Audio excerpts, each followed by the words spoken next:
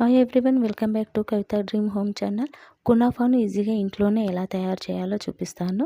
దీనికి kunafa ready అవ్వడం ఈజీగానే అవుతుంది, కానీ ప్రిపరేషన్ చాలా టైం పడుతుంది. కాబట్టి ముందుగా నేను అన్నీ ప్రిపేర్ చేసిన తర్వాతనే కునాఫాను రెడీ చేస్తున్నాను. దీనికి కావలసిన కీర్ సేమియాను బాగా క్రష్ చేసుకొని అందులో కాస్త మనకు కావాల్సినంత ఒక 2-3 స్పూన్లు షుగర్ పౌడర్, నెయ్యి కూడా వేసి బాగా ఇలా కలుపుకోవాలి.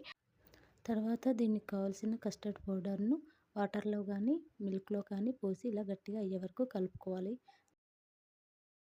కూడా తయారు చేసి పెట్టుకున్నాను. షుగర్ సిరప్ ఈ విధంగా కొంచెం గమ్లా అయ్యే వరకు చేసి పెట్టుకోవాలి.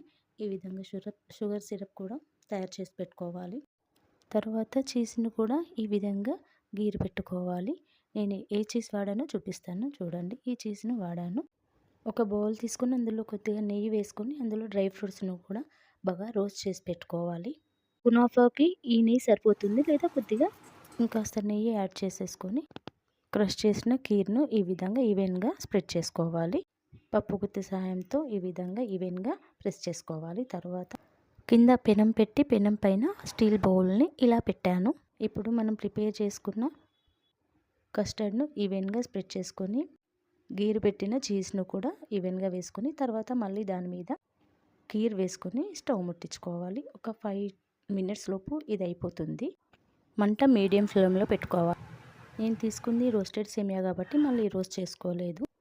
ఇది రెడీ అయ్యేలోపు మనం ఇంకో ప్యాన్ తీసుకొని దాని మీద కొద్దిగా ఆయిల్ వేసేసుకొని ప్రిపేర్ చేస్తాం. ఎందుకంటే మళ్ళీ మనం దాన్ని ఇలా ఉల్టా చేసుకోవాలి. ఇప్పుడు మనం దీనిపైన చూసారా ఈ విధంగా వస్తుంది. బాగా రోస్ట్ అయిపోయింది కదా. 5 మినిట్స్ తర్వాత దీన్ని మళ్ళీ మనము ఒక ప్లేట్లోకి ఇలా ఉల్టా చేసుకోవాలి.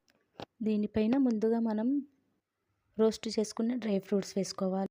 అలాగే షుగర్ సిరప్ను కూడా యాడ్ చేసేయాలి, పైన వేసేసుకోవాలి. అంతే, కునాఫా రెడీ అయిపోయినట్టే. కస్టర్డ్ పౌడర్ కూడా నేను ఇంట్లోనే తయారు చేశాను. ఆ లింక్ ఇస్తాను, మీరు కింద చెక్ చేయండి. మా పిల్లలైతే చాలా ఇష్టంగా తిన్నారు. ఇది రెండోసారి చేయడం. వాళ్ళ ఫ్రెండ్స్ కోసం మళ్ళీ చేయమన్నారు, మళ్ళీ చేశాను. ఒకవేళ మీరు కీర్ రోస్టెడ్ సేమియా తీసుకోకపోతే వైట్ సేమియా అయితే దాన్ని ఖచ్చితంగా కాస్త నెయ్యి వేసి బాగా దాన్ని రోస్ట్ చేయండి, అప్పుడే బాగుంటుంది. ఫైనల్గా కునాఫా అయితే రెడీ అయిపోయింది. చాలా టేస్టీగా కూడా ఉంది. Thanks for watching.